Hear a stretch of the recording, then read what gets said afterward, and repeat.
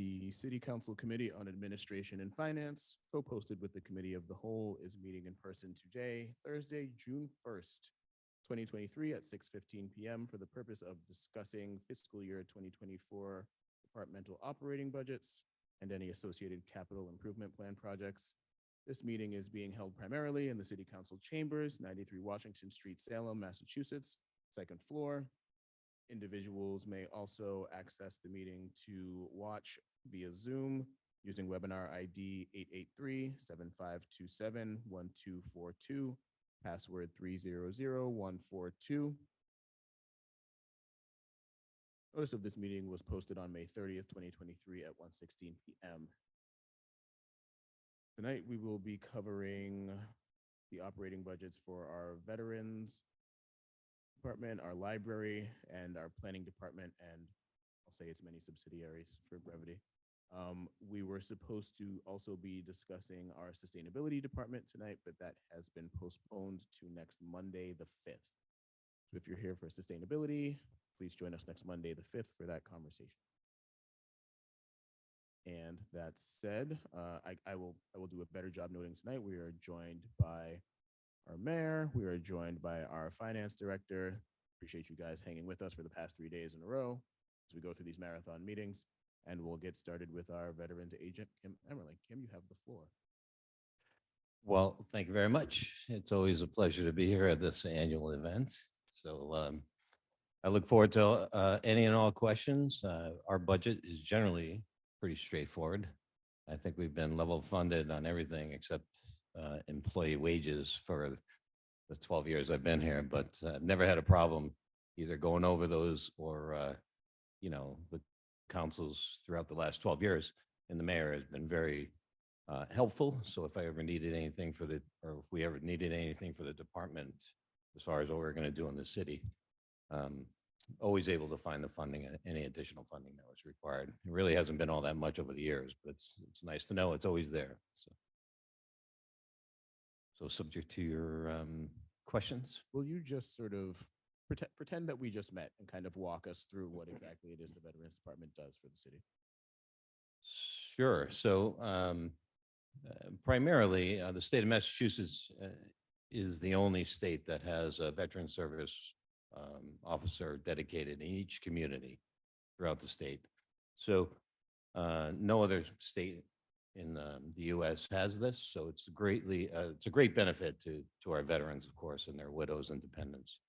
And in the state of Massachusetts, that's what puts the veterans officers in the chair to manage mostly state benefits that are out there, collectively known as Chapter 115, which are income-based, needs-based benefit for widows, veterans, and their dependents. And when the state says when the state says veteran, they really mean widows and dependents as well. So those benefits under Chapter 115, if they're eligible, and that's what my office does with all the paper, is just determine eligibility. Of course, they have to be an honorably serving veteran, and then everything from there on. And we verify everything that to make sure they're eligible for the benefit. And then it's a monthly benefit, could be just straight up ordinary benefit, which is cash to help them get by month to month, or it could be medical expense reimbursements. And that could open the door, even if they aren't able to get any benefit per se per month, and they're still eligible for Chapter 115. That could open the door for if they need help with rental assistance or moving expenses and all that stuff. So that's what we manage out of the office. And this year it goes up and down. When I first started, a lot of people came. A lot of veterans revisited the veterans office, and our numbers spiked pretty high. And then there are transitional benefits, so they come off eventually. They're either transition for unfortunately passing away, or they get a job, which we help them do, or they're in school and they're just out of school for a few months and need to be on benefits because they can't find anything, or we put them on benefits and then they're spending it for daycare. So we sort of keep them on benefits so they don't lose anything. And then they go back to school and they come off the benefit. So Once we put people on veterans and widows on benefits, the goal is really to get them off benefits. So as soon as, in my conversation with them all is, these are benefits, this is what you're going to be eligible for. And the minute you sign that document, now my job is to get you off benefits because it's not a permanent thing. So the numbers go up and down. And right now we're at about 34, 35 each month. And as you can see, we're just under about $370,000 that we'll pay for this year. And that's almost what we estimated last year. We would have came in under except for an anomaly that came our way and we had to pay. So, but that's what we do basically. And then as we do the intakes for all the, whoever comes in the office, whatever good idea comes in, kind of listen to, and then see if we can manage it out of the office or, but the intake, that portion for the veteran or the widow is usually what takes the longest because there's so many benefits that are out there, not just Chapter 115, but federal VA benefits that we manage out of the office, VA claims, burials, education benefits. There's a plethora of them out there. And so that intake is what really takes the longest amount of time for us when somebody comes in. And then I try and figure out which path to take in order to get the best benefit available to them, for them. Thank you for that. I forgot to note at the beginning of the meeting, we are joined by all members of the Finance Committee except for Councilor Watson-Felt, who is absent. In the Committee of the Whole, we're also joined by Councilor Varela, Councilor Kwasniewski, Councilor Cohen, and Councilor Morcillo. Questions and comments from the committee? Councilor Hapworth. Thank you, Mr. Chair. Thank you, Kim, for everything you do for our veterans. To start off, I just want to say this is the most straightforward budget that I think we look at. It's you asked for to the penny what you got last time, and you were granted all of that. So just appreciate all you do on this relatively light budget. I guess the first question is, do we track the size of our veteran population in Salem, and what does that look like over the years? If we do track that, if there is a way to track that, I guess. So the general rule of thumb is 10% of the population is veterans and widows. And the last census, the census before the last, we sent out an inquiry. And again, it all has to be self-identifying, and it came in right about 10%. But I know there's more out there, but there's no real, because I have veterans that are in my office and they didn't fill that little report out when they sent the census in. So it's hit or miss, but generally it's around 10 or 11%. Okay. I think a lot of what I see from constituents, I'm sure a lot of what you see is veterans who have the most need are seeking out the services. Do you have services that you offer around, I guess, like when I was serving, I found a lot of soldiers didn't have a lot of knowledge around how to translate what they did in the military to what they could do in the civilian life. Are there resources that you point veterans to show how those things could translate, how you would write a resume, how you put that in there? Or is that a different group that would deal with that? Well, it is a different group, but when they come through my office, I network with all the available resources that are out there, and Mass Hire is one of them. They do resume writing, and there are definitions about or matrices out there on how to match up what your military MOS or job was to the civilian workforce. So Mass Hire does that. There's a couple other granted functions that do that as well. They have classes all the time, and I get the flyers. I try and blast them out as widely as possible. And that's, generally what the office, what I've sort of built it into is just a huge networking operation. So if somebody comes in, jack of all trades, master of none, just pass it off and make sure that somebody else takes care of that.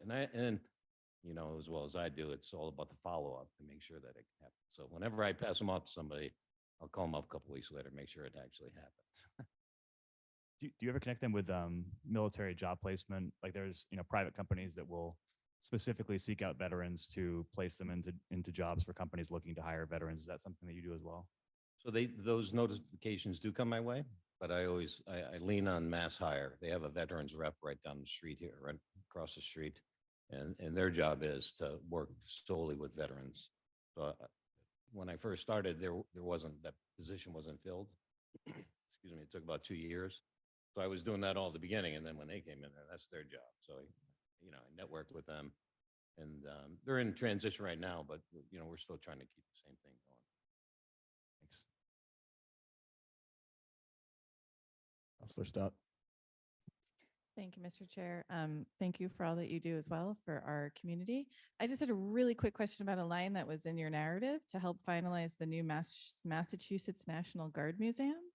Could you share what you can share about that? Absolutely. So the Mass National Guard has this vision of putting their Massachusetts museum here in Salem. And to that end, there are very preliminary discussions with the visitor center and the Guard. And we're kind of resurrecting it again because the state actually funded some seed money to get that action moved. So we're going to be meeting in the next few weeks to try and figure out if that's even possible. And that's a government office, so there happens to be somebody from the GAO office that lives here in Salem and knows how to do all those kind of fundamental transfers of government property. So the goal is, from the Guard perspective, is to get the Mass National Guard Museum here in the visitor center. There is a small display right now. If you've been through there, you can see it. There's set that up last December, or they set that up, I believe. I don't know anything to do with it. But that exhibit should be, hopefully turned into a museum for the Massachusetts Guard. And then further on down the road, the General Keefe, who's in charge of the Mass National Guard, he's been working the back streets of National Guard Bureau to try and get the National Guard Museum flagged here down the road. So first step is to get the Mass Guard Museum planted. And the minute that happens, or it's signed off, he's going to start pushing the Guard Bureau to get the National Guard Bureau Museum placed here. And that would be all 52 states and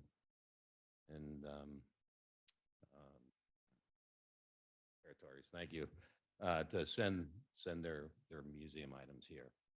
That's the vision, the Guard vision of the visitor center right now. That'd be pretty nice. Counselor Cohen. Thank you, Chair McLean, not being a member of the committee. It's kind of cool that of 435 communities in Massachusetts, we have the best VSO. And I just want to give an example. So when the illegal rooming house on Hancock Street burnt down, the only way that the residents could get some of the monies that were raised by the city and privately was for them to be able to prove their residency, and the property owner wasn't as forthcoming with some of them as could have been. And one resident told me that there was a resident there who was a veteran. And when I spoke to that person, they couldn't remember that they were a veteran. And I called Kim up and called you up, and you took action. And not only were you able to reconnect with them, but the city was able to get some money. So I really want to, show gratitude for the way that you took the initiative. Thank you. And to your first point, of course, I concur with that, Dean. But to your second point, the office, we try to, as I said, network everything together. But I tried to get to as many monthly community impact team mental health and homelessness meetings. They do it every month. And if you're ever bored, you should go to that. But it's eye-opening, and there's a lot of veterans. I'm sorry, there's a lot of homeless and people that just kind of wander through Salem because they get the calling. And sometimes they're veterans, sometimes they're not. So we work very closely with them and LifeBridge. And like you said, there's some of them that think they're a veteran or thought they were. And I tell everybody, don't try and figure it out. Just give me a call and I'll figure it out, because there's 6 different ways of Sunday to try and do that. And yeah, some of them, it's like winning the lottery, because they were told they didn't have a good discharge, and it turns out they really did, but they didn't know that. And as well as I do, that people get this discharge for various reasons. And they might have gotten in trouble, but they still got an honorable, or at least a general, which still opens the door for a lot of benefits. They thought they ever, totally got a dishonorable because that's what their sergeant told them on the way.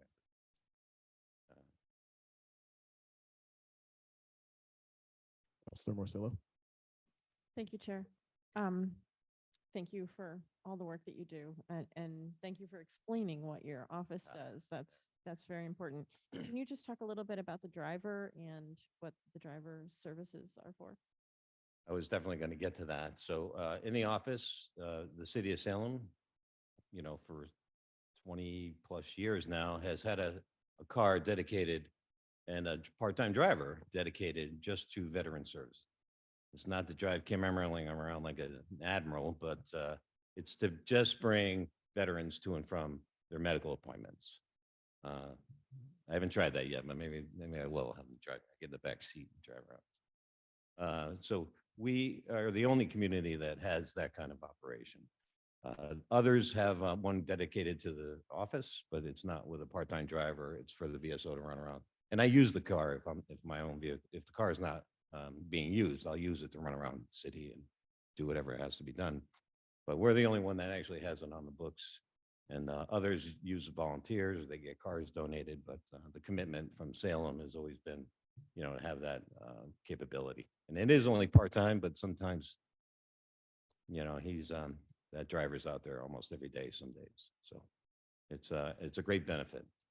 I will just say one other thing that Anna's pinching me to make sure I remember, I can't believe I forgot, was so in the budget, that money, that 370,000 for the year, that I always let everybody know that's a city and a state benefit, because the city has to fund it because that's the law, but the state actually reimburses the city 75 cents on the dollar. So if I'm doing everything I'm supposed to, we'll get 75 cents on the dollar back.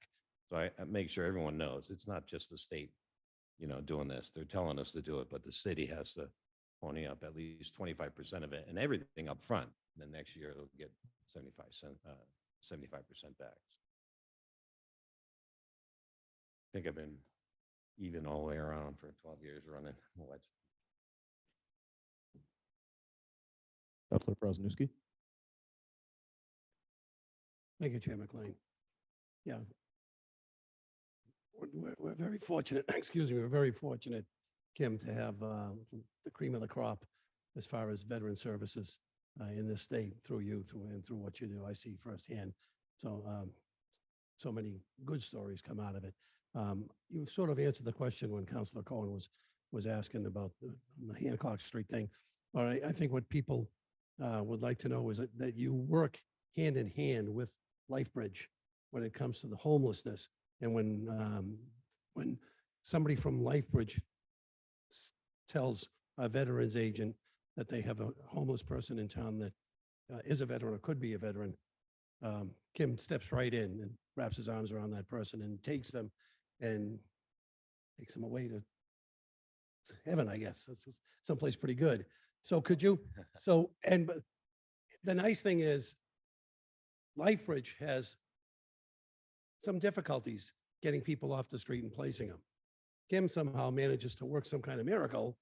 And when somebody's given to them, he finds them places to go. Could you explain how that works from your end? Because I know that the state helps out. I would love to.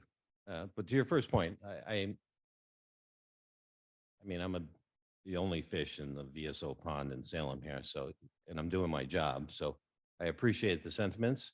I think I just try and, as working in the community, if they're a Salem veteran, then I just, like you said, I try and wrap my arms around it and get whatever benefits are available to them. There are other quality VSOs across the state. I don't know where they are, but they're out there, I'm sure. But when it comes to homelessness, the VA has a whole program dedicated to, eliminating veteran homelessness.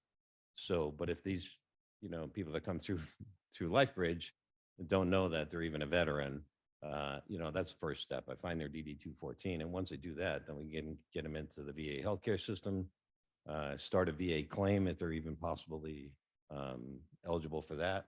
And of course, get them into the homelessness. It's called VASH. It's essentially a Section 8 voucher for veterans, and it moves really quickly. Depending on their staffing, the priority is always to get somebody out from under a bridge, right? That's homeless.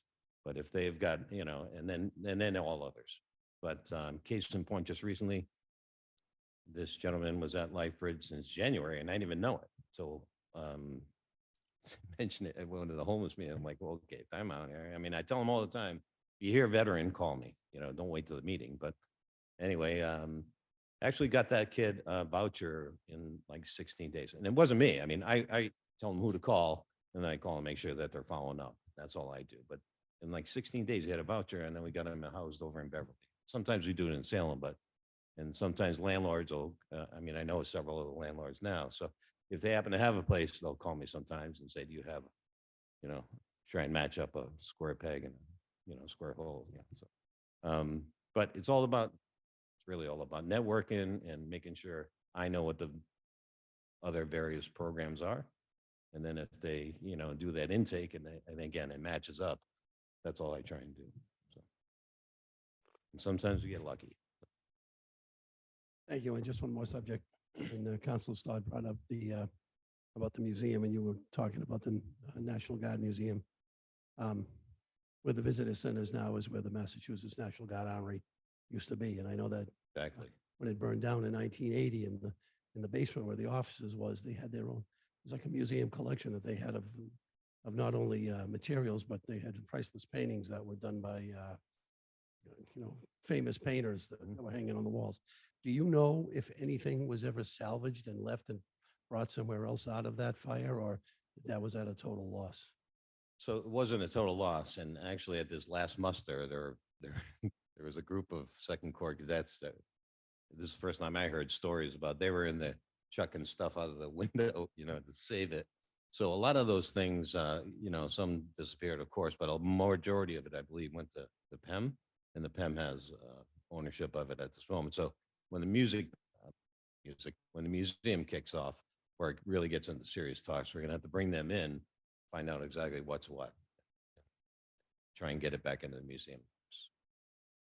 Thank you. That's the perfect place for it. The armory used to be there, and yeah, so we just got to make it. No, guards got to have it, make it happen. My job, like with the muster, I don't call in the F-16s. That's the general. He's doing all that stuff. I just grease the skids and make sure the city's aware of what's going on. So. Thank you. Councilor Merkel. Thank you, Chair McLean. And yes, of course, as everyone said, thank you for the work that you do. So important.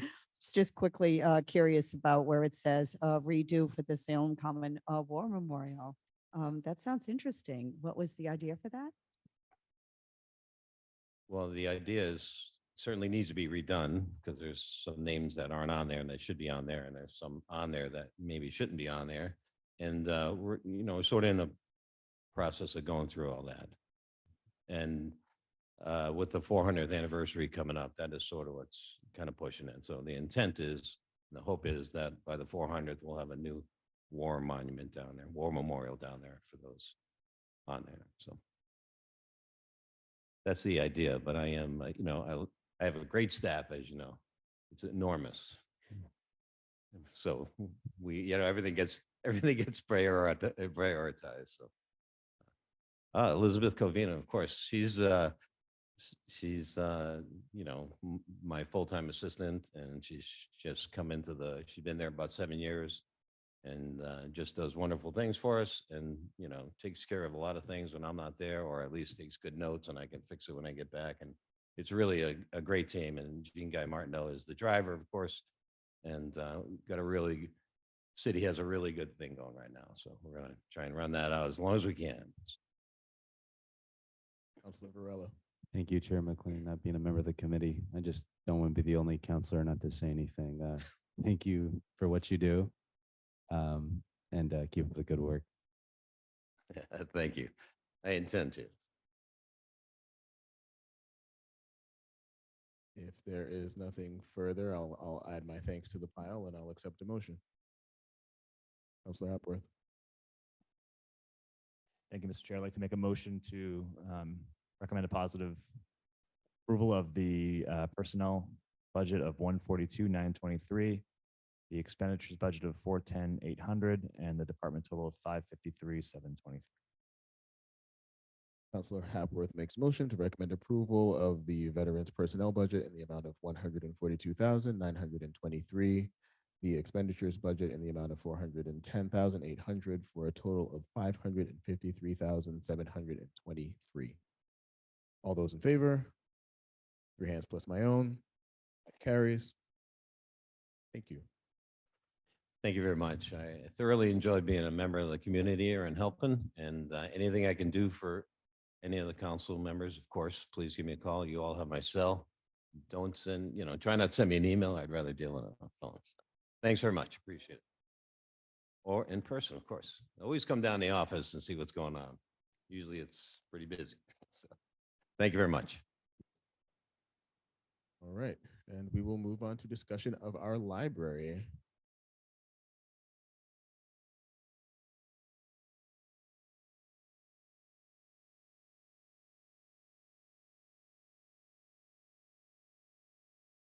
Really excited for this one. Possibly the city service I use the most. Big readers in our household. Joined by our library director, and I will give you the floor likewise to explain just sort of what goes on in your day-to-day. Lean right into that microphone, please. Like really close. Don't be afraid. Okay. So at the library, we do a lot of different things. One of the most important things is we're open 7 days a week. That's fairly rare for libraries, especially during the summer, so that we're open and accessible for everybody. We curate collections of diverse items for all tastes. We run programs for all ages, book clubs. We provide internet access for folks in terms of Wi-Fi. We also have public computers. We offer technical assistance. We help connect people with resources. And I think most importantly, we're just a space. You can come to the library and just be, which sometimes is a hard thing to find. So that's mostly what we do. Okay. Talk a little bit about the proposed budget, if that's okay. Yeah, please do. That is why we're here. So I'm particularly excited and nervous this year because there's an initiative built into this budget, which is to eliminate overdue library fines. We're one of the last libraries that charges overdue fines. And we do this because that money is directly supporting our operational budget. So if we can find an alternate way to fund those things, we can eliminate fines, which I think would result in many happy patrons and also would reduce any barriers to borrowing and increase our usage. So the specific items which I added to this year's budget that were not previously included was under the books and materials section. I added the museum passes. So those are currently funded by fines, and we spend $4,700 a year for discounted passes for the New England Aquarium, Museum of Science, Isabella Stewart. There's all sorts of North Shore Children's Museum, so that families can get really good discounts. And we also added program supplies, which are also currently funded from fines, so that those are all the crafts and special things that we need for our librarians to run our excellent programs for all ages. And under the section for dues and subscriptions, I added one of our most important services that we offer is copying and printing. And if you don't know, we only charge 10 cents for copies and print, which is a wonderful deal. And it's unfortunately doesn't cover the expense, but it is an important service for the folks that have difficulty paying for things.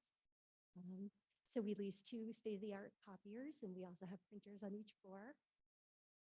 So I did add what we spend each year from fines into the budget, and also our Zoom subscription, which we use for our programs and other book clubs and things.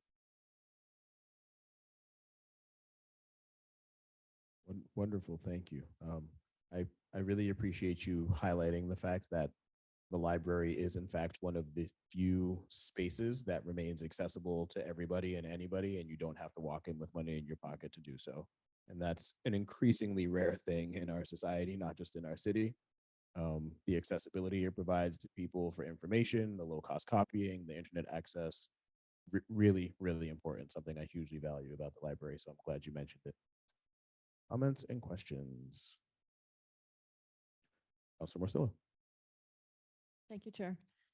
Thank you for getting rid of the fines. Was that a full replacement? What was put into the budget for the items that used to be covered by the fines? Yes. It was a full replacement. Okay, perfect. We have reduced our expenditures Yeah. since before the pandemic. So yeah, that's what. Okay. I will say that it was nice to see the data that was provided, that, you know, things are ramping up again in the library, which is always good to see. Like, that is such a positive. So I wanted to point that out. And you should have talked about the stuffed animal sleepover. I think that's probably one of the biggest things that the library does. And I love to look at the pictures on social media. You have offsite outreach programs besides the farmers markets that you called out in the text and Old Town Hall. What else do you do for outreach? So we're doing a bunch of kind of one-off things at the moment, like we're going to the Salem Arts Festival this weekend, and we'll just kind of pop up anywhere where we're invited that we can schedule staffing wise. So we're always looking for opportunities. And we'll be going to Pride on the Common on the 24th.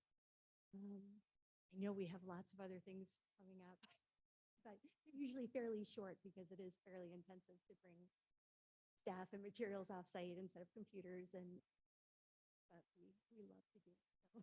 So at these pop-up events, do you bring books with you? Like, what is it that you're doing there? We kind of like a full tiny branch, so we can register for parks, we'll bring materials to check out, lots of information, but mostly just kind of new people, and most people kind of have no idea the breadth of things that we offer. So it's always fun. They'll say like, "Oh, you loan metal detectors?" And we're like, "Yes, we have two. If you need one, come on by." Yeah. You should get connected with some of the block parties that are happening around the city, or contacting some of the larger buildings like Pequot, like we talked about. Sometimes they have resident events in the summer. That could be another opportunity to do some outreach. Just a thought. Okay, thank you. Councilor Stott. Thank you, Mr. Chair. I just want to say thank you. The library is my favorite place in the city. My daughter's as well. We literally threw a party the day it reopened in 2020. I just had a really quick question on the capital improvement items or program, if we can talk about that as well. There was a request for an outdoor ADA accessible book drop that doesn't look like it looks like it's noted as a future need. I was trying to rack my brain, and I think I recall hearing about it on the historical. Okay. Why is that not? I mean, I think that is a pretty current need to have an accessible ADA ramp. So why is that not included? Was there any background there? So it actually, we have leftover ADA money. We usually get kind of a bunch, and we try to spend it as efficiently as possible. So we had to go through the Historic Commission because it's an outdoor fixture that's visible from the street. So it took a few meetings, but we gained approval. So we are planning to use our capital money from FY22 to have it installed. It does unfortunately have to go out to bid, which I hadn't anticipated that because it does require moving a little bit of the curb inside the fence and digging down and putting in a new form and then cutting out a bit of the fence. But it should be installed this summer. Oh, that's great. Thank you.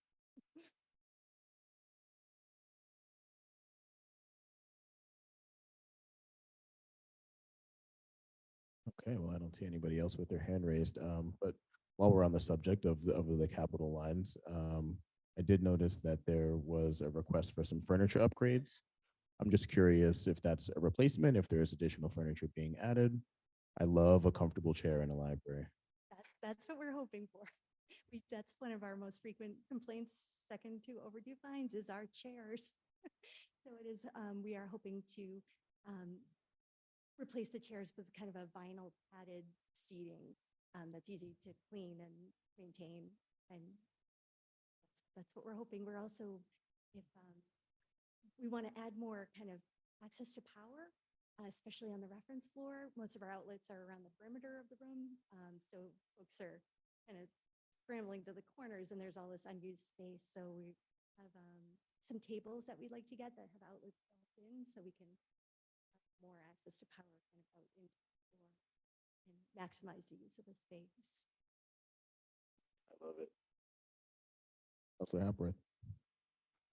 Thank you, Mr. Chair. I think regarding the seats, I think I know exactly who's making those comments if I could guess, but I guess just a question out of curiosity. I think I'd asked you a couple years ago. The Frank Weston Benson portrait that you guys have in there, is that something you're planning on keeping now? Or I know at one point you were looking to sort of see what the interest was out there because it could fund a lot of library projects. I assume it's probably would be a very expensive sale. Is that something you've sort of tabled and you're looking to just hang on to that? Yes, so that belongs to the Board of Library Trustees, and they did try to sell it to pay for the fountain renovation, but unfortunately something went wrong in the bid process and it didn't go through. So they did table that, but they have, in the meantime, fundraised and we wrote grants, we have CPA funds, so the fountain is actually under repair right now and should be functional this fall. Knock on wood again.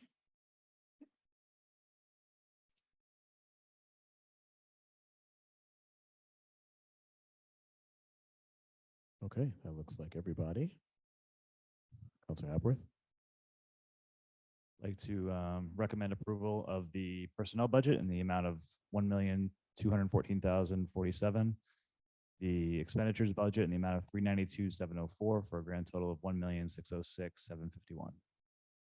Counselor Hapworth makes a motion to recommend approval of the library personnel budget in the amount of $1,214,047. And the expenditures in the amount of $392,704 for a total of $1,606,751. All those in favor? 3 plus my own, that carries. Thank you so much for joining us tonight. Thank you. I'm sorry, you're right. I'll put you in as the second. How about that?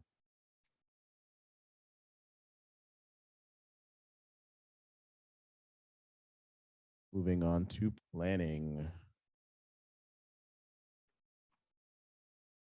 We will spend some time here. Good evening. Ooh. A little louder than I was expecting. I think the order in our section is a little different than the order on our agenda. Would you like to start with the general administrative budget or? Yeah, if I could just talk broadly. Sure. And just recap what the planning department does. So we, excuse me, we support boards and commissions. There's 12 boards and commissions that we support. Some of those are for one of the things we do, which is permitting. So the land use boards that are reviewing development projects that need some sort of review and or relief. We do long range planning, and that could be a citywide effort like the open space and rec plan, or a smaller area like the municipal harbor plan. We develop policy work, working with many of you on that. So things like our housing work that we've been involved with for several years, or currently working on flood hazard overlay update and climate resiliency overlay district. We manage programs like the first time home buyer or housing rehab program. And we also manage projects. And some of those things might be things like the offshore wind project. It might be managing a capital project like a park improvement at Palmer Cove. And most all of these things for the staff are involved not just with the project, but also in securing the funding for it. So oftentimes there's applying for grants, managing those grants, and then cobbling together resources from many different areas to be able to move forward. So I want to just give a shout out to the team in the planning department. I'm really grateful for the folks that I get to work with every day. They're really care a lot about what they do. They care about the community and are passionate about it. So it's a privilege to work with them all. So um, that's kind of a quick overview of what we do. I think, while we have a conservation commission budget and HISCOM and planning board and market and tourism, just speaking broadly,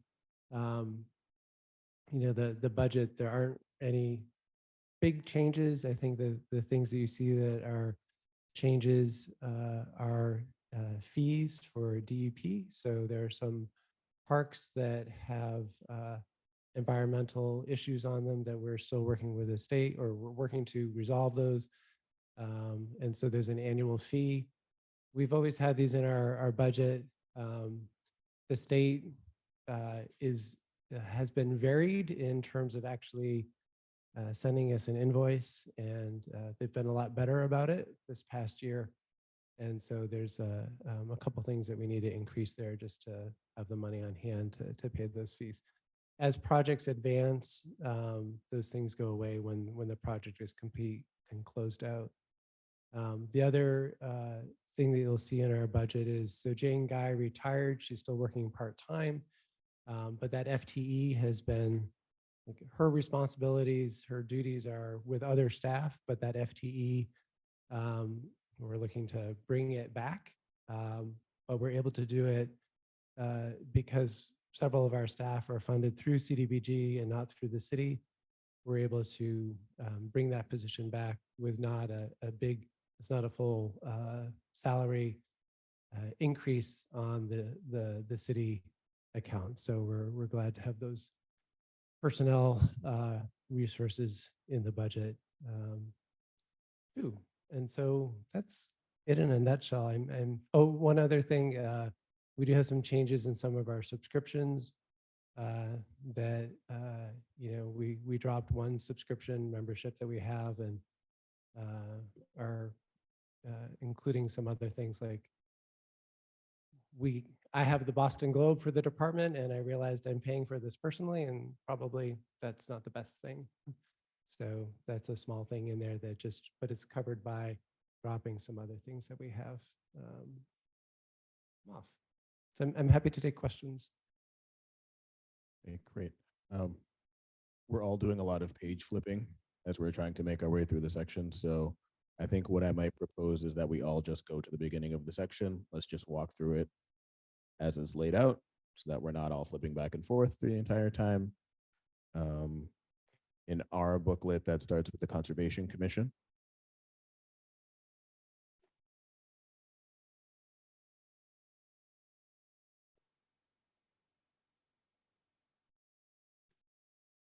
Give everybody a second to get oriented. If anybody would like to direct any questions to this portion of the planning responsibilities, we can start here, and we'll get to the subjects as we arrive in them in the book, if that's okay. Does anybody have anything specific to conservation? Councilor Morcillo. Thank you, Chair.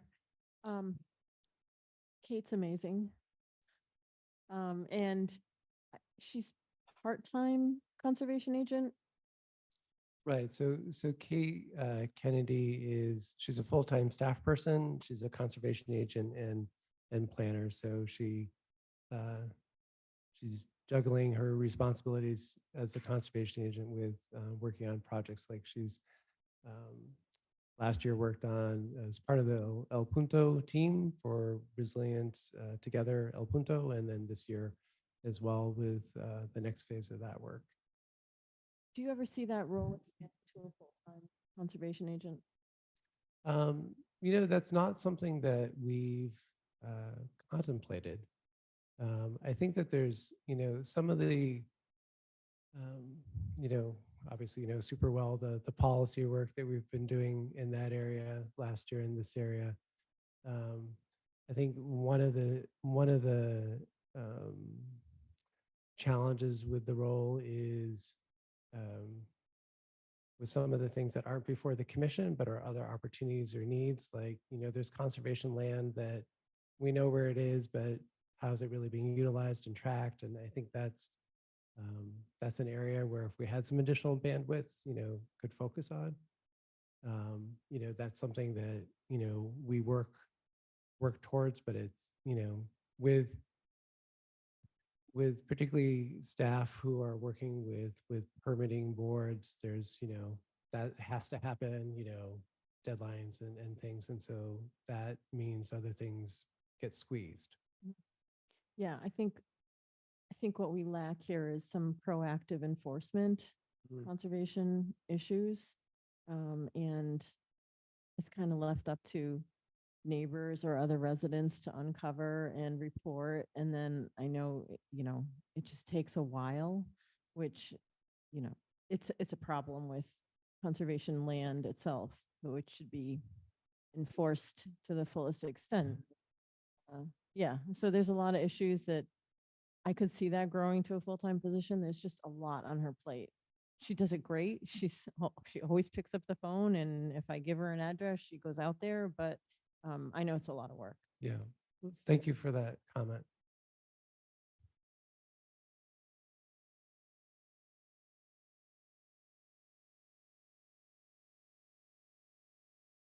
Okay. Seeing nothing further on the Conservation Commission, I will take a motion for this portion of the planning budget. Counselor Hapworth.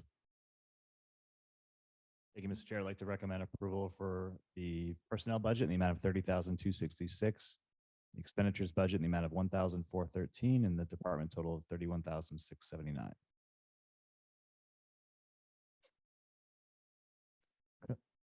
Counselor Hapworth makes a motion to recommend approval of the Conservation Commission personnel budget in the amount of 30,266. The expenditures in the amount of 1,413 for a total of 31,679, seconded by Counselor Stott.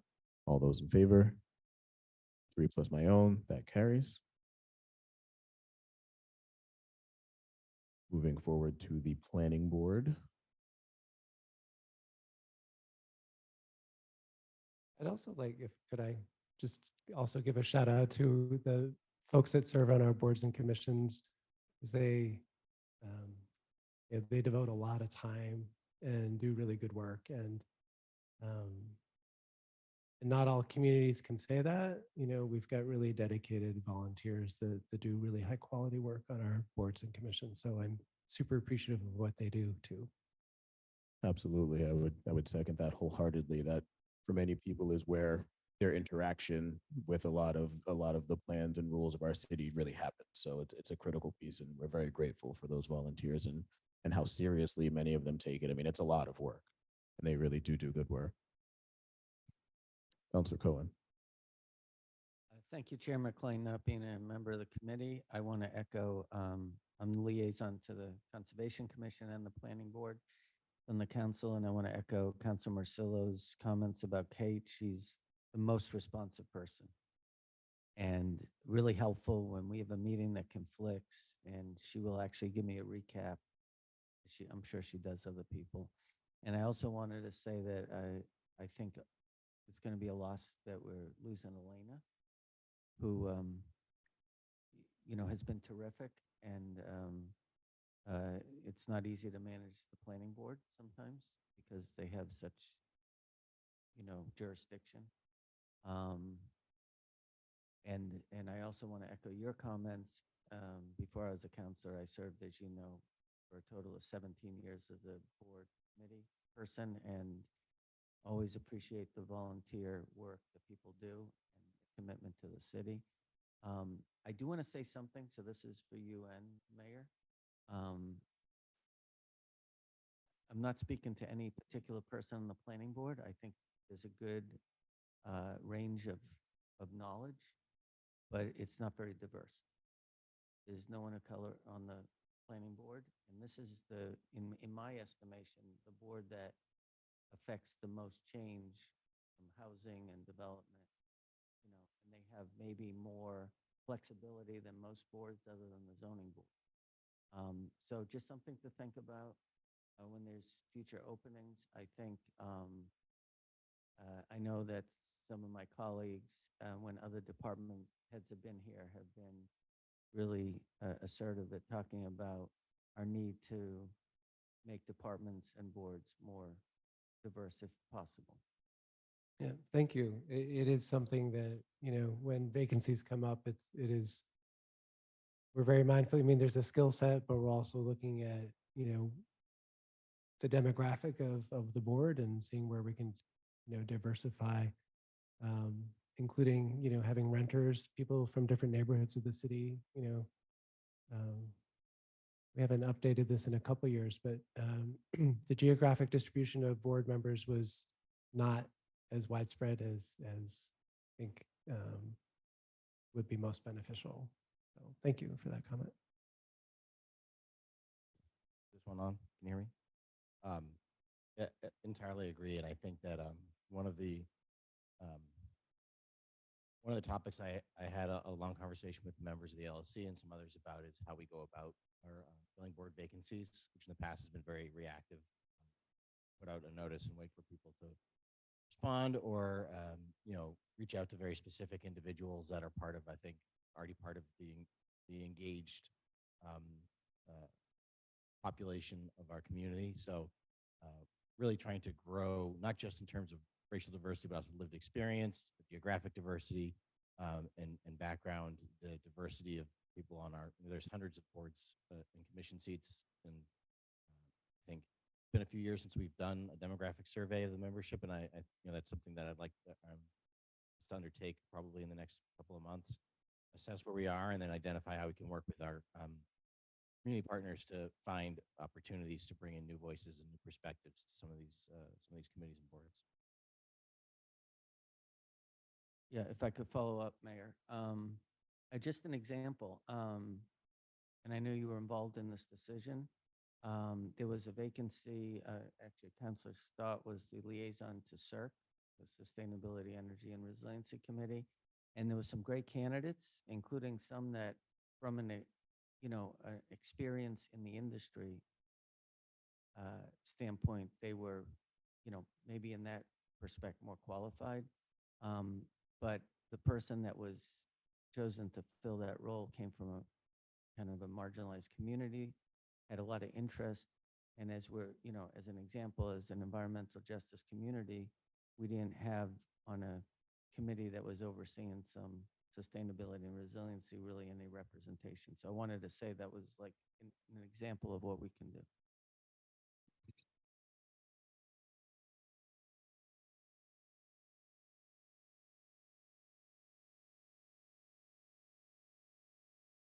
Anybody further on the planning board? Doesn't look like it. I will accept a motion. Counselor Hapworth, Thank you, Mr. Chair. I'd like to make a motion to approve the personnel budget in the amount of $33,733. The expenditures budget in the amount of $3,730 for a grand total of $37,463. Counselor Hapworth makes a motion to approve the planning board personnel budget of $33,733, expenditures in the amount of $3,730 for a total of $37,463, seconded by Counselor Stott. All those in favor? 3 plus my own, that carries.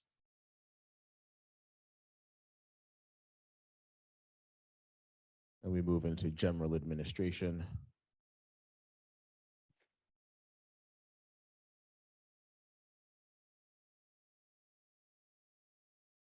Trying to get to our detail sheet without overshooting.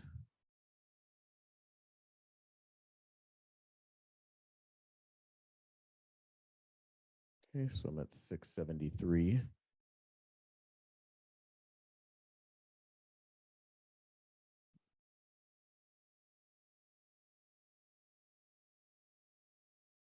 Councilor Cohen. Thank you, Chair McLean, being a member of the committee. I have a few questions and comments. And I'm going to preface it by saying I do want to also acknowledge that although it's going to a good place, I think we'll all agree that losing Seth Luttrell is a loss. He's a unique person with a lot of knowledge and initiative. And I also want to say that no matter where we've started, hopefully you feel the same, that we end up in a decent place. I want to start with Shetland Park. Counselor McCarthy at the time, Counselor Hapworth and I met with you and the solicitor when we were potentially dealing with a motion in front of the council.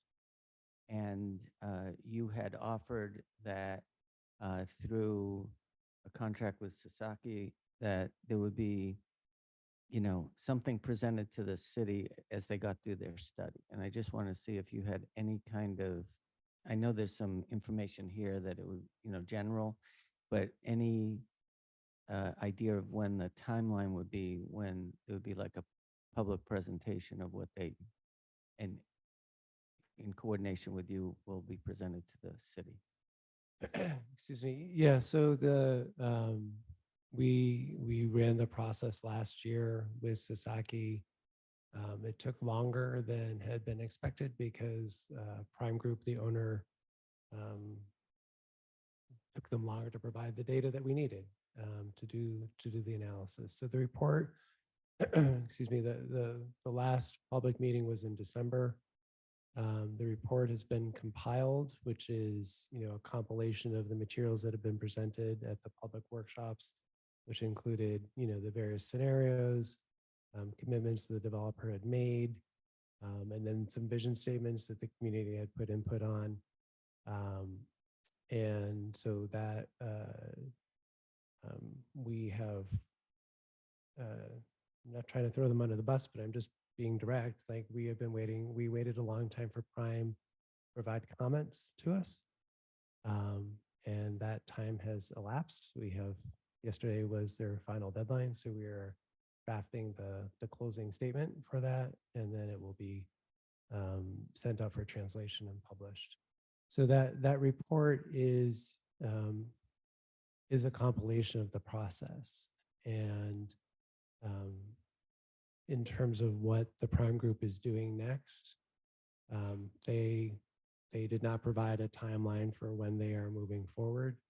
That's what we were looking for them to provide as part of this conclusion, to provide this as sort of an onboard or on-ramp for them as they continue their work in the community.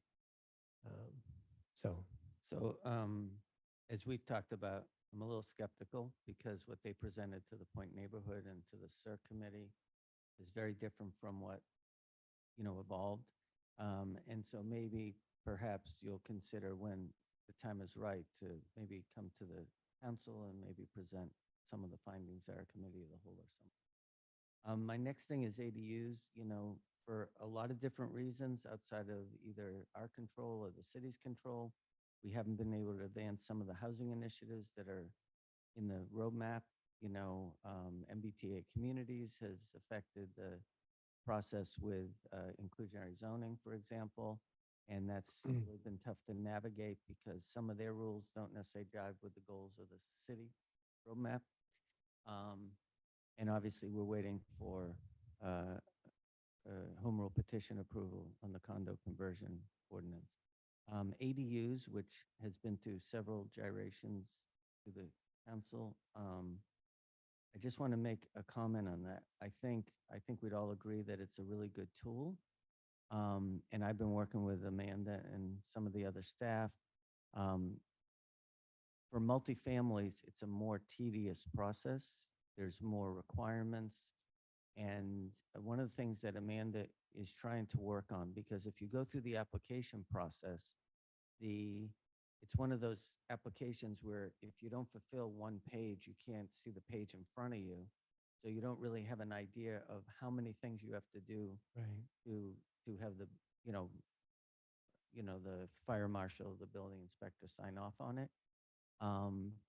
And so at your convenience, maybe you and Amanda could talk. Amanda had this idea that you could come up with maybe in one sheet that would list the different things that a property owner would have to do. Yes, yep, I'm familiar with that, yeah. Going to the condo conversion, this has been frustrating. Three of the councilors serve on the Affordable Housing Trust Fund Board. We passed the home rule petition February of last year. We had to refile it this year. And I know you probably don't have an answer. And, I've been trying to work with Senator Lovely and Representative Cruz, but I hope you're feeling the same frustration that we are. that we can't deliberate on the process until we get approval from the legislature. I know Somerville has already gone through their process, so I'm hoping, I don't know if you know anything, but I'm assuming you don't know more than we do. Okay. Yeah. But if you find out something, you'll let us know. Oh, of course. Yes. In the details on the green building ordinance, I just want to update things a little bit. I very much want to appreciate the work that Elena and especially Cassie have worked with me on. And just letting you know this, the general content of it, we'll still need language on bicycle parking and EV charging, but very grateful that Neil Duffy is with us because understands, how all the processes work, obviously has a lot of knowledge about DOER. And it's possible, we have a motion in front of the council to consider passing what they call the specialized stretch code, which is in addition to the stretch code that we adopted. We opted in and then was forced on all green communities. And that may make a lot of the language mute. So I'm just letting you know that. You could let Cassie know. Yeah. Okay.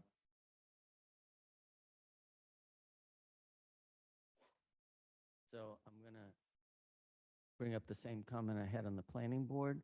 I do feel like, and I know this is something you and I have talked about, it would be great if the planners were a little more diverse in some ways. I'm not speaking to any particular planner because I've had a good relationship with all of them, but just something to throw in your pocket. And I just have a few more things. Palmer Cove Park, you mentioned, phase 2.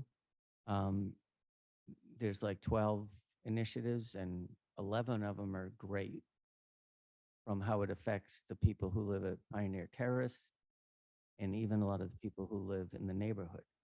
I do want to bring up something that's been kind of contentious, and that is there's one component, which is the conversion of a baseball field to a kind of multi-use field. And this really is in some ways a cultural issue for many people in the neighborhood. I'm just expressing that I'm not really satisfied with the way the process has played out. And I'm expressing, you can address this if you want, that some of the people in the neighborhood don't feel like the neighborhood can affect the process.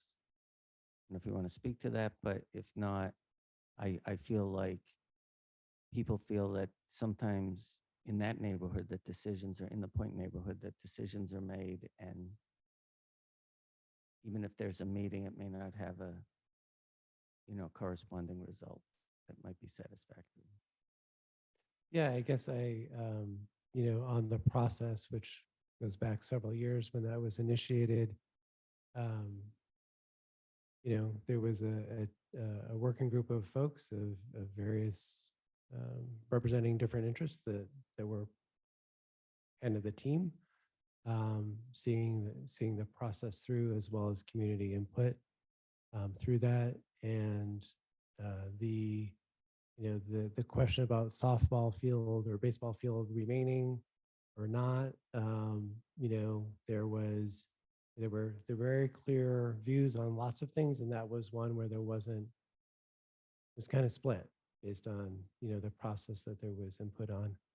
I think in the Park and Rec Commission, in their process, where they are the body that makes the decision about what the program looks like. I think in their review of what the park system's needs were and the facilities in various parks, sort of the operational costs, that they're, sort of the sustainability of the asset once it's improved, and sort of their analysis of the totality, understanding that there was not consensus one way or the other, that was the choice that they made. In terms of the process management of that, I mean, the project manager, communicated out to everybody that had been part of it.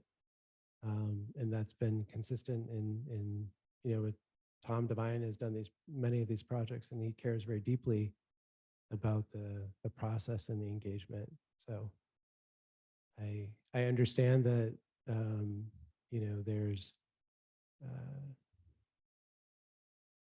there are folks that aren't happy with the decision that the Park and Rec Commission made. Thank you. I just two more things. One is resiliency versus sustainability, and I Yeah. want to commend Council Marcillo for her work on resiliency projects. I know you've been involved in a lot of the working groups, the wetlands ordinance, and the hopefully future flood resiliency ordinance. And I'm looking forward to having meetings about that and make sure it's not limited and that it's as expansive as possible as the vulnerability to the communities, especially places like the Point expand with the climate crisis.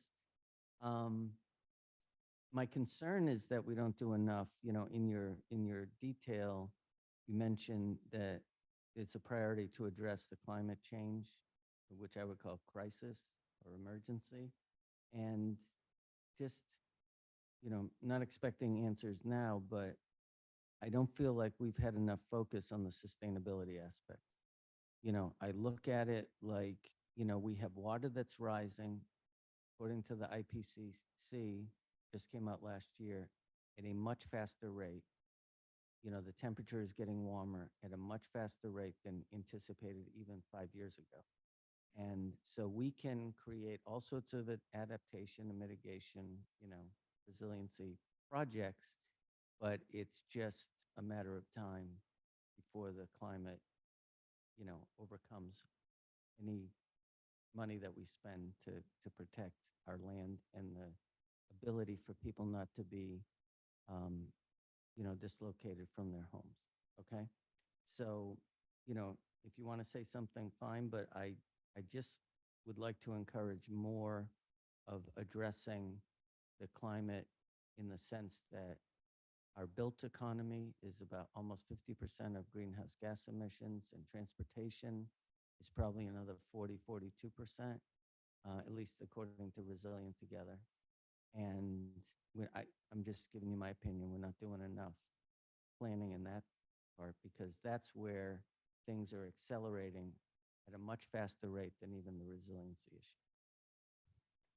Thank you for those comments. I think, you know, the sustainability department, we work very closely with them. And I think as Neil is getting his legs under him and staffed up as well, it's looking at just what you're saying. How do we amp things up and what does that look like? The one more, and I would like you to respond to this, is Canal Street Station, or for people, Bertini project. Yeah. Not just because it's in my ward and touches Ward 7 and 3 as well, but I believe it's potentially the most transformative project that we are considering to date. It is affecting resiliency because, you know, most, if not all of Rosie's Pond is in their purchase. It's sustainable. It's going to be an all electric. We've had community meetings. It's workforce housing where our rental stock is diminishing to add 250 rental units that are walking distance from the hospital, Amazon, and Salem State, and potentially just a, you know, rock's throw from the new train stop, is really exceptional. It's much easier for a CDC or a Beacon Communities to get funding, to do affordability, obviously, and to get vouchers and things like that. And this is a project that is committed to 20% at 60%. I know you've been in contact with them. You know, there was a potential to be involved with Harbor Light, where 16 of the 50 affordable units would be at 30% AMI, and some other things like that. So I'm expressing that I feel that this is a really important project. I know there's a lot of maybe additional costs that have come up with engineering review, you know, because of the flood tanks and everything else. And even I know there was some emails going back and forth from Elena to the development team. about Bill Ross and some of the other expenditures for some further review. But I'm just speaking as one counselor, as 10% of the council, that I really want this to happen. And I'm asking you and your department to be a champion for this, knowing that there's, you know, things that they have to go through to make it happen. But I would like to see it happen, and I'm hoping that you feel the same way. Yeah, I think that, there's a lot of positives that you listed that it's bringing in, and they're going through the process. And, I think,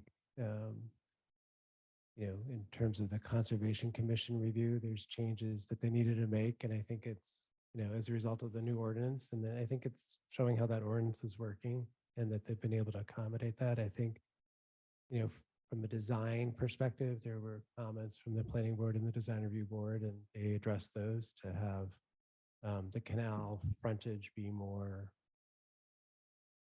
different materials that are a better fit.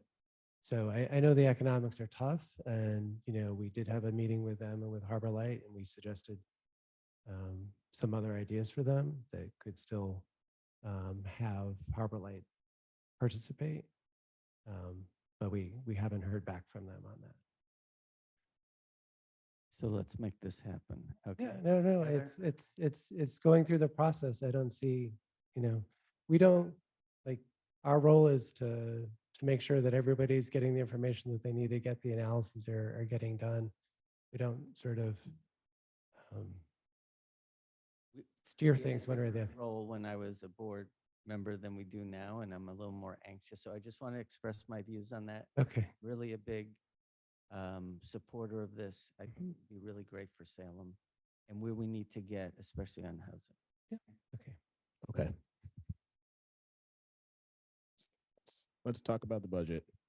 Planning has a lot of responsibilities. Let's make sure that we're keeping everything grounded in the matter that's in front of us. We've all got Tom's phone number. Councilor Stott. Thank you, Mr. Chair. We do have a lot going on in here, so I have a few questions. Sure.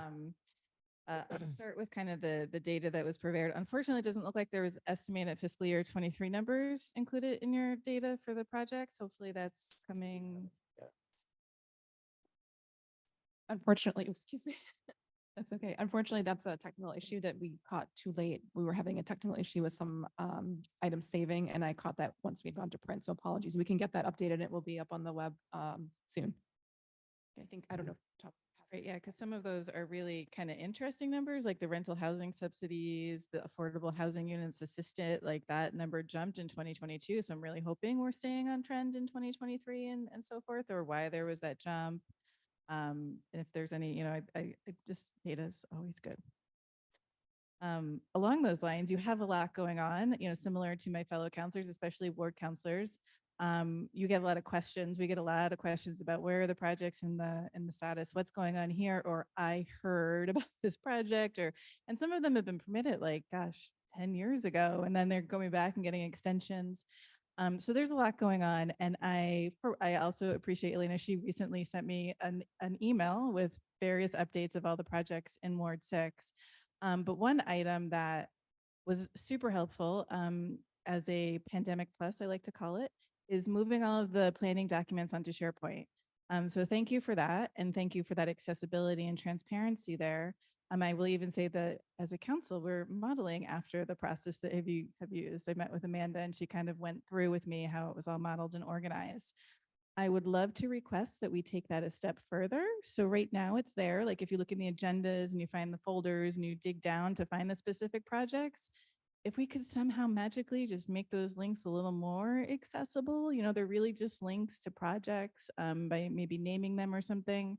Just because I think the transparency of where these projects are, what the actual status is for items, so people can really provide good comments and good feedback and really know what they're talking about when they hear of a project. Because usually it's just like the number of units or the number of parking, but to really get the bigger picture, you really need to see all of those documents. Can I just make sure I'm understanding? So it's not new material, it's just presenting it on the website in a way that's more intuitive? for people? I Is think that? so. I mean, to me, it's all kind of like baby steps. I'm not saying like totally redesign your entire process and make it more transparent, but you already have all of these documents available in electronic manner Yeah. to just make them a little easier to access in relation to a project. Like I have to know what date a project was in front of the planning board to then dig in to find that folder. You know, maybe if there was a simple way to search for like a street name or something. I'm not quite sure what the answer is, but again, I'm not saying like reinvent any wheels or anything. I don't think there's even a cost associated to this, but it would be, I think it would also save your department a lot of time with answering questions from us and probably from the public to get information. But gone are the days where we have to go into the office and say, can you pull out the plan? So I do love that everything's accessible. I have a very specific budget question, and I may have missed this last year. This was under contracted services. There are parks listed with fees associated, like Furlong, Ganya, Mansfield. What are those for? Right. So those are excuse me, those are Pike properties with environmental issues. And we have, oh, thank you, Anna, because there we go. I just found it. And so they are still open. They haven't been closed out. And so we have a fee that we have to pay to DEP. And as I was saying, you know, some years they haven't charged us, or they charged us for one park, but not the others. And they've been more in this past, or in the fiscal year that's wrapping up. They did a better job of issuing their fees. And so this is what we're paying. So as the parks projects get completed, like Mansell and Palmer Cove, those fees will go away because the environmental condition will be remedied and will be closed out. You know, Goynier Park is one that is being worked on now. Like, it's not an active park project, but the closing out is still in process. Furlong is another one that, you know, that project has been done for a long time, but the closeout work, we're trying to get a scope put together that because some of these they're small, it's just like a paperwork thing, but others may require more work that we would need to come in and ask for money to do. So we're trying to get that mapped out for Furlong as well. Okay, thanks. And just a note on Furlong, I mean, you're probably not gonna remember this because there's a lot going on, but there's still the parking lot portion that still needs to be remediated. So it's not quite closed out yet. So I was wondering but this sounds like money that we appropriated last year that's still closing out. Right, yeah. Thank you. I totally missed that. Mr. Marcelo. Thank you, Chair. I actually circled the same thing. How long does it usually take to close these things out? And is the price that we're paying on the size of the park or the amount of original contamination that how do they do that? You know, I don't recall how the fee structure is done. I don't know that. I can find out and let you know. Excuse me. And, you know, for Furlong, it's something that, you know, the park project was done many years ago. And so, you know, there's there's sort of a gap. You know, the LSP that worked on that is not an LSP that we have a contract with. And, you know, so that's an outlier, I'd say. I think things like Mansell and Palmer, I mean, those are actively being worked on, and those will be wrapped up when those projects are done. So for Mansell, for instance, the money here is for what then? Because it's not the money that we're putting towards This is, we're paying DEP a fine. It's a fine it's a fine. because the project is not closed out. Okay. And so although we're working towards getting it done, we still have to pay the fine. So, and we'll be paying that fine until the closeout paperwork is completed. Right. So this one should not be in the budget next year. Okay. And so like Gagne Park, which also was remediated several years ago, we weren't paying any fine on that. recall? We were supposed to have been paying it, but we hadn't been Had charged. been, so- Right. So, okay. And so now we're just trying to close all that stuff out. Right. Okay, thank you. I'm going to follow up on that just a little bit. It's really just a small technical question. Do these fines that we're paying, you noted that some of them weren't always charged and now they're starting to do a better job. Are we being charged back fines? Do these represent current bills, or are these corrections that we are going to see go forward? No, it's the current year. There's no back charges. That was my question. Councilor Hapworth. Thank you, Mr. Chair. Just briefly, this is, I think, a comment I make every year, but since we have the newly elected mayor here, I do think a lot goes into planning. A lot of everything seems to fall on planning's desk, and you guys do a great job with what you have there. We have so many things that we could work on that we don't need to talk about tonight, but around things like single room occupancy and parking minimums and a zoning overhaul. We wouldn't want to overburden planning by dumping all of that onto them at once, and nor could we. We also have things like Salem 400 coming up. We've got a heritage line that's trying to get off the ground. We have Old Town Hall. We've got Artist Road that needs work. It seems that there should be a more central authority that's not necessarily just planning that's handling all of this. It seems we should have a director of cultural affairs to deal with things like tourism, public art, and history and heritage. So I think that's my plug for that. I would love to see something like that at some point, because planning has too much going on that's important around housing initiatives and so the development that's happening and making sure that we have thoughtful development. That jamming the rest of that into there sometimes feels like too much. Don't have to comment on that. That's just a comment that I'm hoping we can address in the coming years. Thank you.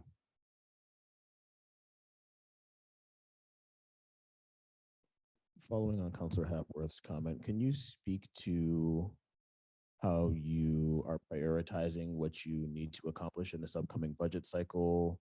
A lot of the cost in here is personnel, but how are you establishing sort of priorities going forward? And can you also speak to how you collaborate with the departments who sort of have the boots on the ground responsibilities for a lot of these, right? Like you're doing a lot of planning for open spaces, but obviously Park and Recreation, as you noted earlier, has real responsibilities for some of these lanes too. So how do those costs get broken out, and what are you actually going to be focusing on, and how is that reflected?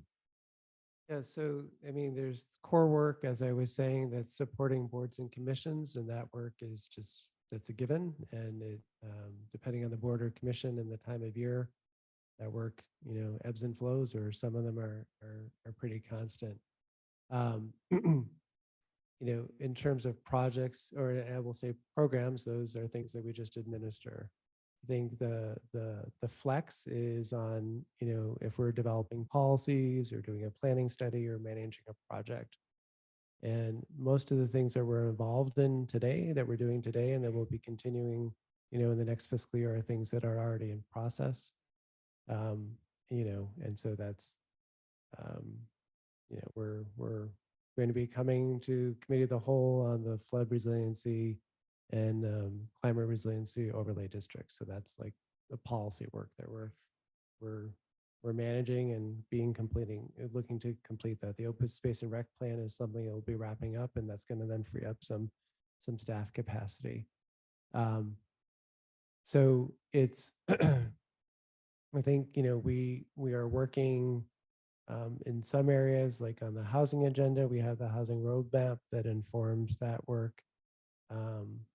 We have our preservation plan that informs what we're doing there, where we're looking to secure funding for next steps. We have the Mac Park survey and planning grant underway now. There's the capital plan that we've put forward, where, we're managing projects and elements on there. There's work that, and some of that is challenging. So for instance, Old Town Hall, we've done a lot of work. We know what we need to do there, but it's an $11 million budget that we don't have. And so it's figuring out what are we going to be doing on the interim there. I will say, so Old Town Hall and Artist Row are a little different from just about everything else, and that those are facilities that we're managing and programming and maintaining. I think um, when there's a facilities director back on board, that will be helpful.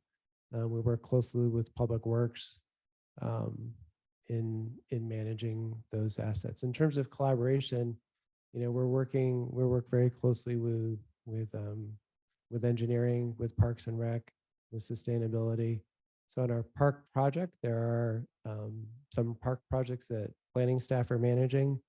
We've secured the grants and we're seeing it through with Michael Crounce, who's in Park and Rec as the signature parks project manager.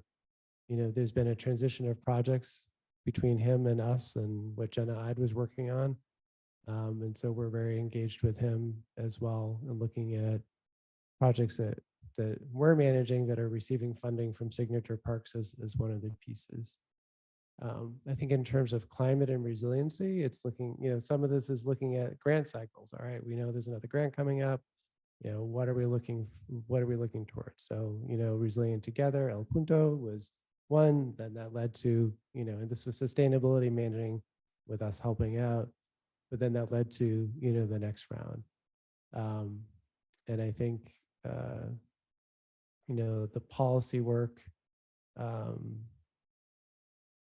we also look to the direction of the administration in areas that are being set forth for focus.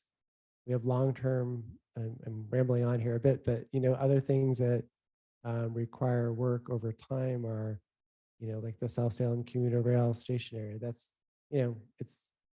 we're working closely with the Salem Partnership on that. Beth Debsky's, the point on that with advancing it. We've applied for grants to give us some funding to look at, how we might plan for that area. Unfortunately, we got word last week we didn't get that grant, which was a bummer. But so we're going to go back and look because we need to advance that ball. So is that answering it for you? I think so. I think so. I will take a moment to thank our finance director for the good grant detail included in the personnel section this year. I remember that was a point of confusion for me in the past as we're trying to figure out what's actually funding positions, and it's much easier to tell now. So thank you for that. Councilor Varela. Thank you, Chair McLean, not being a member of the committee, through you to Director Daniel. Thank you for touching on resiliency. I have a question. After looking through your departmental goals, overall long and short-term goals, why aren't we talking about a food action plan? So the only reason I really bring this up is when it comes to food systems and food justice, it really does intersect with urban policy and planning in a myriad of ways. Not only does someone need food for survival, but it also brings communities, cultures, and individuals together. So, and we also have a Massachusetts Food Action Plan.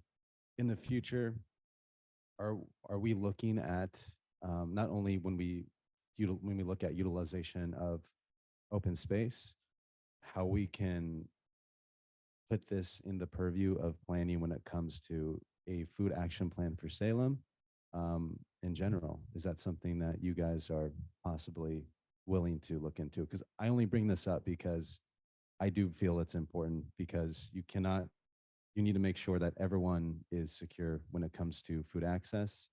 And I believe that is something under the responsibility, not only the health department, but the planning department as well. Yeah, so that's not been something that we've contemplated. I think, we've worked with the health department with Carrie Murphy, in,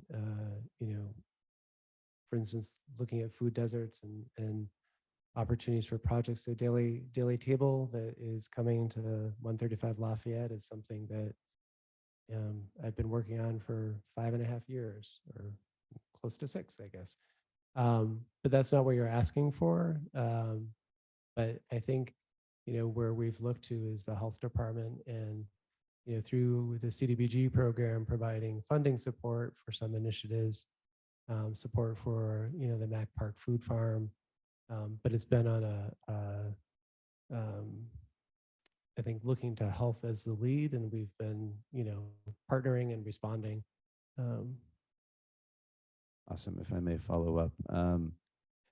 Yeah, it's, being one of the few that actually helped start Mac Park Food Farm, it was definitely a big struggle because it seemed like we were on our own when it came to dealing with one department and obviously the mayor's office when it came to this. But, you know, just overall, it feels that when it comes to making this sustainable and a long-term goal, we really need planning to be heading this up. I hope that we've shown planning that when it comes to Mac Park Food Farm, how exciting and how many people have actually, engaged with it.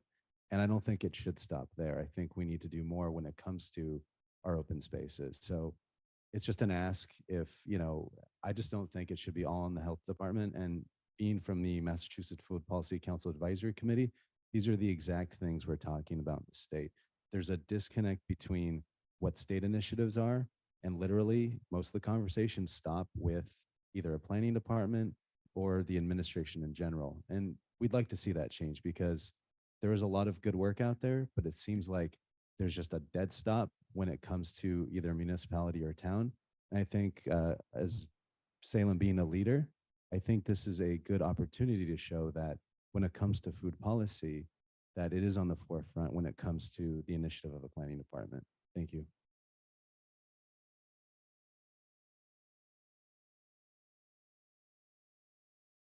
Counselor Presnowski. Thank you, Chair McLean, being a member of the committee.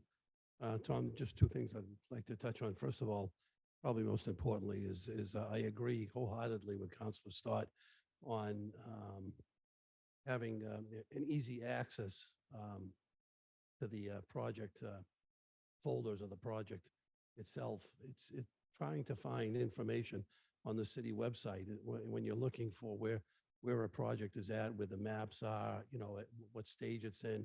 You're, at least in my mind, I'm bouncing all over the place trying to navigate that, taking up a lot of time. It's difficulty navigating right now. And my suggestion would be that to make it easier for everybody, not only for the councils, but for the residents and for yourselves, is if each project had its own folder. And the person, if they wanted to say, for instance, gee, I wonder what's happening with this park, or I wonder what's happening with this building, each one would have a folder that would click on it. And right away, the first step would be, parcel was purchased by so-and-so on this date, and this is the steps that have been taken forward since then. Some projects are at the very beginning, some projects are near completion. During that process, people could see where each project is at, like a thermometer, how far it's gone, which boards it's gone through, and when would be the projected time to break ground, when would be the projected time for completion. It's just more of an ease of getting the communication, because communication is the key to accomplishing any goal. And if everybody if there's an ease in communication, then things get done very quickly, and we don't get bogged down with a lot of questions. You don't get bogged down with the same questions, and people don't feel like they can't navigate this because they're not getting any answers just because of the difficulty. I think there's a big difficulty in trying to find out the information. You can find it, but boy, you're gonna have to spend a lot of time. The other thing that probably bothers me personally and deeply the most is what we're building in this city isn't matching our city. Where it seems that we're having this trend towards building boxes, building mundane buildings that look like Anywhere USA. I'll name names. The Hampton Inn does not, in my mind, my opinion, does not fit in with any of the character of the city. I think it's a very ugly building. It looks like boxes upon boxes, and it doesn't at all say Salem whatsoever. The proposed box for Lee Ford Terrace, I agree with everything about Lee Ford Terrace, except the design. It's just a box. I think that a lot of the people that live in that neighborhood look at it as just a box. If it was something that was a little bit more sightly, it would be a little bit more palatable, and we wouldn't be getting the backlash from those people. Bertini's.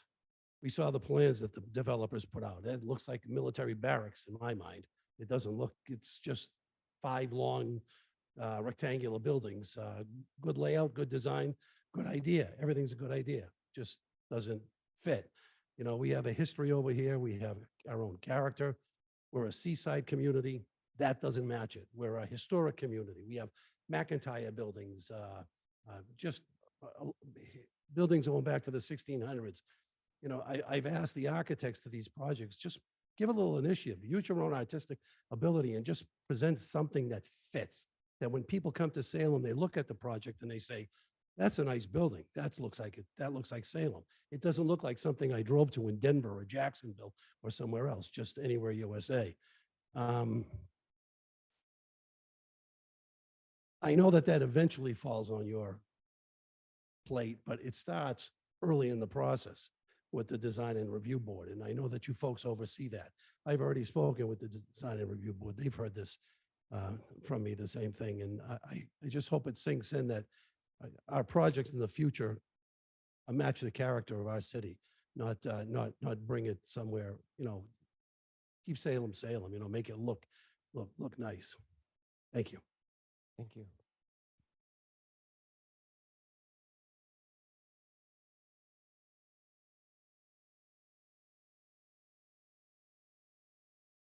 Okay.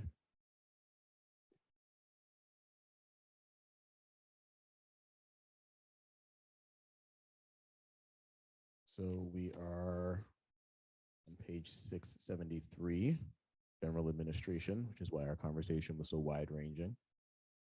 And I am looking for a motion. Counselor Hapworth. Mr. Chair, I'd like to move to approve the personnel budget in the amount of 645, 619. The expenditures budget in the amount of 91,155 for a grand total of 736, 774. Counselor Hapworth moves to recommend approval of the planning general administration personnel budget in the amount of 645,619, expenditures in the amount of 91,155 for a total of 736,774, seconded by Counselor Stott. All those in favor? 3 plus my own, that carries. We'll move to the next section.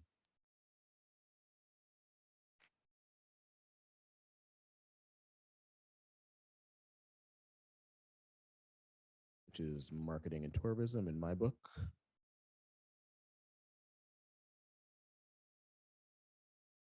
We've had a couple of opportunities recently to meet on this subject in moments separate to this budget cycle. So hopefully everybody's got a good handle on how they're feeling, what they want to focus on. Any comments and questions from members of the committee?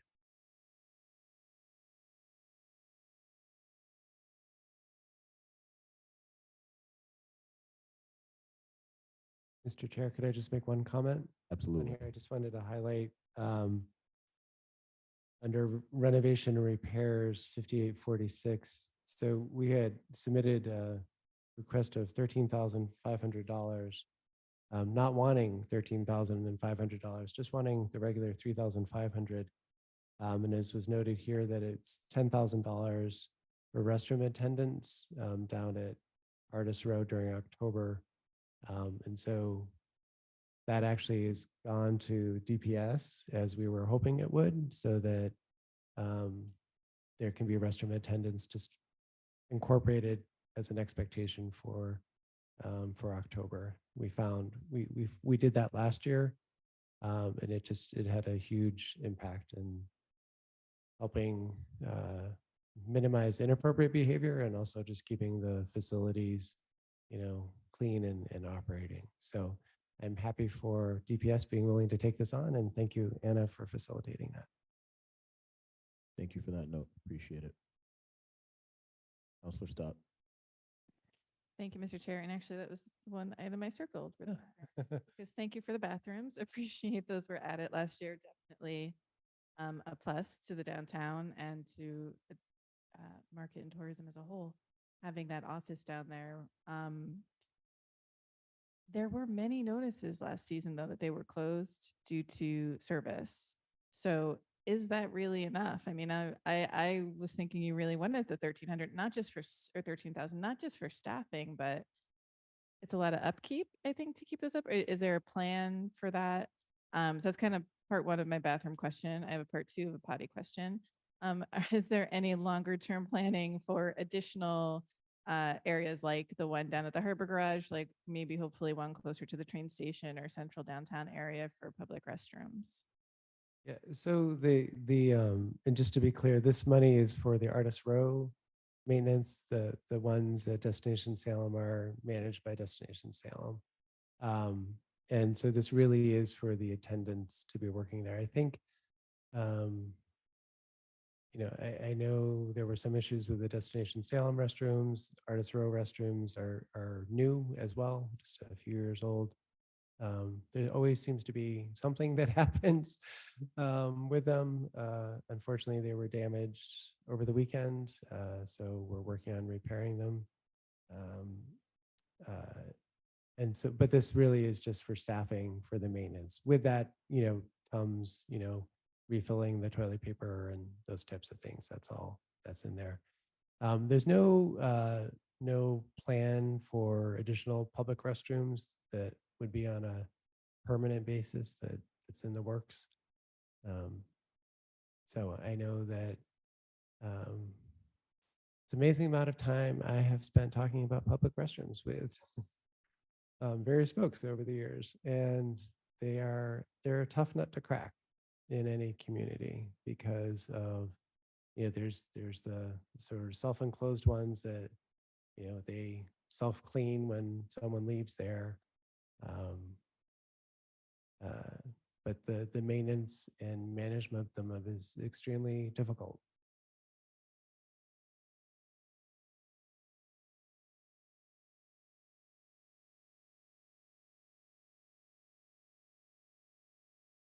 Councilor Hapworth. Thank you, Mr. Chair. The Destination Salem funding here, I believe, speaking with Kate Fox this morning, I believe that the 250 funds Destination Salem, but does not fund the work that's still going into the Heritage Line. Maybe 2 years ago or a year ago, Councilor Merkel and I were able to get $30,000 allocated to get the line up, to get the website funded, to get some signage. I think this is a worthy project. It's a project that certainly has a lot of work to go on it. But I think it's something that it is our only chance as a city to tell an inclusive story about Salem that's not just about witches and pirates. It's about the diverse people who have lived here and who have traveled through Salem and the impacts that they've made. So I'll just add that we do need to look at, we can't add money to the budget, of course, but we're going to need to look at ensuring that has funding over the next year so that we can kind of continue that work.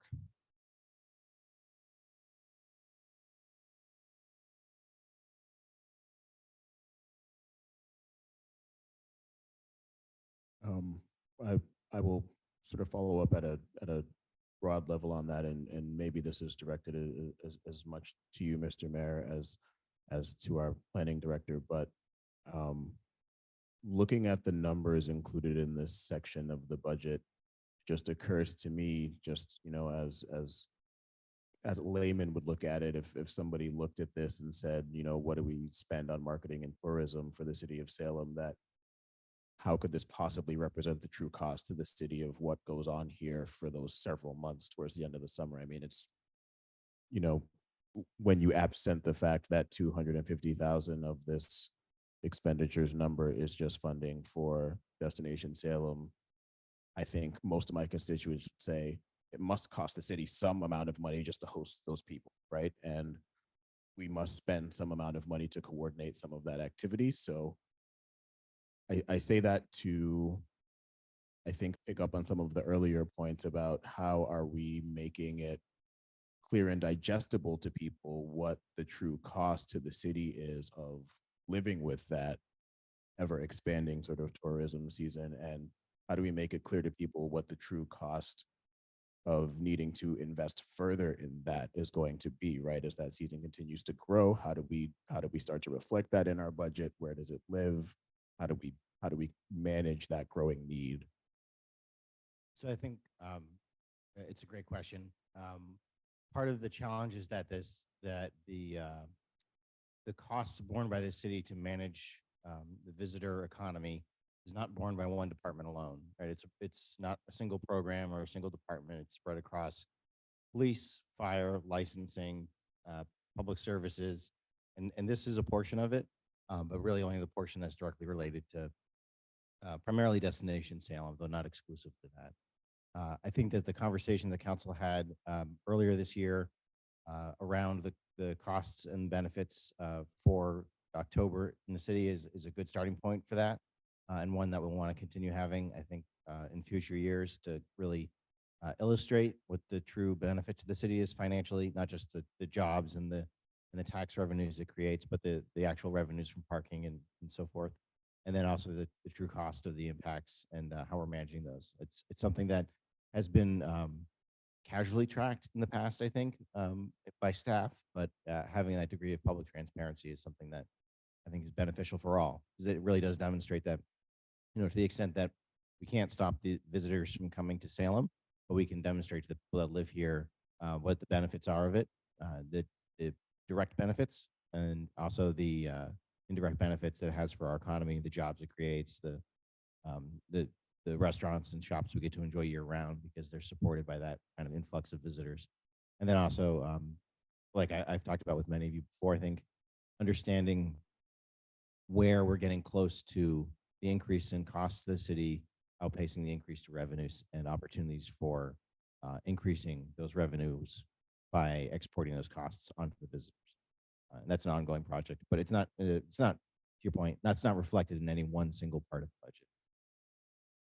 Thank you for that. And I do want to say I don't ask that question to imply that it's not worth it. There's no conclusion implied.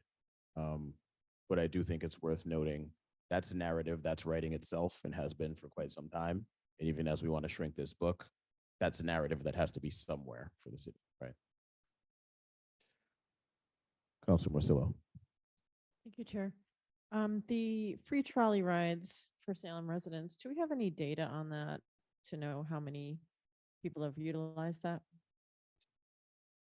We do have data. I'm happy to share it with. I'll send it after the meeting. So is that, how was that fee arrived at? Just the $7,000? It's based on the historic amount of ridership. There's a MOU with the trolley. City subsidizes at a steeply discounted rate each ride and makes a payment. It's never actually the most I think the city has ever funded has been about $6,000 or $7,000, which is what's maximum. That's the budget. Obviously, during the start of the pandemic, it dropped significantly, but it started back up. Thank you. Councilor Stott. Thank you, Mr. Chair. Just two follow-up questions to that, because that trolley line kills me every year. So we only actually pay what's used? Is that the MOU? Like up to 7,000? Right. We're invoiced each month by the trolley for rider. That makes me feel a little better. And just a general question that something popped up after I already talked. Why is public art in the tourism, market and tourism budget? Why is that not just like in our planning department budget with the public art planner? It's just kind of a. I've wondered that myself, actually. This is where it was originally, and I think it might have some more, I don't know what the right word here is, legs, insight, if it was not in this muddleness, which is another word that I'm having a hard time with, because there's a lot of, as we just discussed, muddleness, which, back to the meeting that we had in the winter about kind of a recap, a state of tourism in the city. I thought that was great with the revenue and expenses. And I really hope that it's something that continues every year with, I know that there are internal recaps within the city, kind of a state of how things went, but to be transparent with that, I know I really appreciated it this year, and I hope that happens going forward. And then along those lines, I think we should move public art. Public art's not for the tourists. I'm sorry, it's for the residents. They probably come here because it's great, but I think the residents enjoy it. I think the origin goes back to because Artist Row, like way back, and I don't even know what it was called, long before I was here, but there was some connection between Artists Row and, tourism and culture. And I think that's sort of the origin of it being here. But the finance director thinks we can look at this next year. And I think it would make a lot of sense.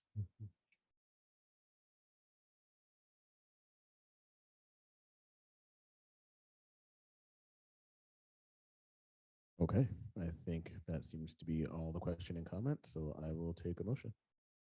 Counselor Hapworth. Thank you, Mr. Chair. I move to approve the expenditures amount in the amount of $312,050. Counselor Hapworth moves to recommend approval of the marketing and tourism expenditures budget in the amount of $312,050, seconded by Counselor Stott. All those in favor? 3 plus my own, that carries. We're getting deep into the section. We're getting there. Historic Commission.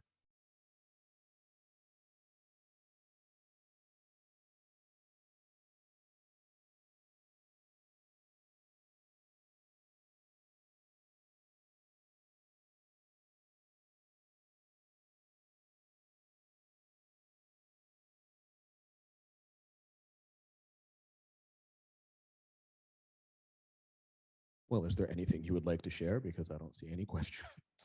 So, Patty Kelleher, our preservation planner, does a phenomenal job. And not just managing the historical commission, but also, with different projects that she's managing, like Always Clock or Dixon Chapel, or the broad, historic cemeteries, but also collaborating with others in the city when there's, a city asset that's being looked at or a park project for what the historic interpretation or aspects of it might be that need to be considered. And I think that makes us pretty unique to have that resource in-house. And it's something that I think, it took time, but I think people realize like, oh, if we're talking about that old building over there, we need to talk to Patty. And so current survey and planning grant is with the Mac Park neighborhood, always looking to, again, this goes back to the preservation plan to look at areas of the city that haven't been documented. And so that's what is currently on in addition to projects that she's managing. And the preservation in a changing climate, I'm getting the name wrong. I always get the name wrong, which is fantastic. This is an annual conference that the preservation partners and Patty started, and it's grown each year. And, the state's become interested in it as well. And so kudos to Patty for facilitating that. Counselor Cohen. Thank you, Chair McLean, not being a member of the committee. And I don't know if this falls under historical or Concom. Do you have any idea where we're at specifically on Pioneer Village? I know there's been kind of some purgatory or limbo where we haven't been able to move forward. Yeah, so that project is not managed by the planning department. So the historical commission has a role in it, in where there was a question about a citizen brought forward to the National Park Service that it be considered historic asset, should be eligible for the National Register. And so the Historical Commission weighed in on that and responded. Patty is part of the team that is leading that project, but the Historical Commission is narrow.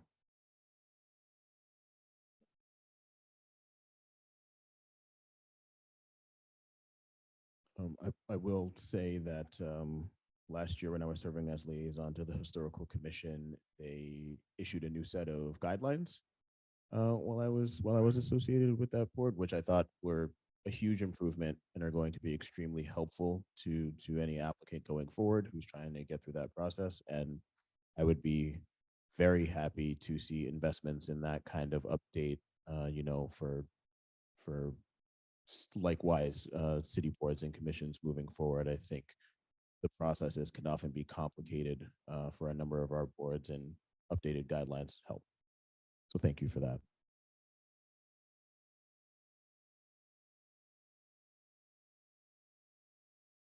Seeing nothing further, I'll look for another motion. Councilor Hapworth. Thank you, Mr. Chair. I'd like to move to approve the personnel budget in the amount of 35,273, the expenditures budget in the amount of 1,188 for a grand total of 36,461. Councilor Hapworth moves to recommend approval of the Historic Commission personnel budget, the amount of 35,273, expenditures in the amount of 1,188 for a total of 36,461, seconded by Councilor Stott. All those in favor?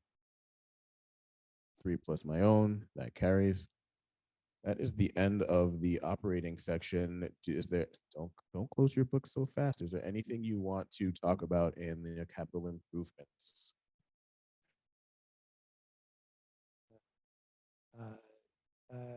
I'm happy to answer questions if folks have any. We're in here is the 5-year consolidated plan. So that's something that we need to do with for our CDBG program. Every 5 years, we need to do this consolidated plan. So that's what that's for. We won't actually be starting that until spring of next year, but we need the money in this budget so that we have it available for next year. Charlotte Fortin Memorial Project is something that we've been working with MAPC on. Julie Berry's been leading that, and this has been a multi-year project to actually come up with a physical memorial representation of Charlotte Fortin. So the call for artists for that is, I think maybe we went out today. So excited for that to be getting underway. Palmer Cove, we've talked about. The Allen Plain Center is actually a project we're not managing in the planning department, but the money is here. And then the ferry terminal building is something that has been envisioned for many years, and we're looking to actually advance it towards sort of the next step is design, conceptual design work, and then we'll be looking to pursue some additional grant funding from the federal government. We have a new project manager starting at the end of the month, picking up for Seth. So we're excited to welcome. His name's Daniel Collins. So this is one thing that he'll be working on with the harbor master and me as well.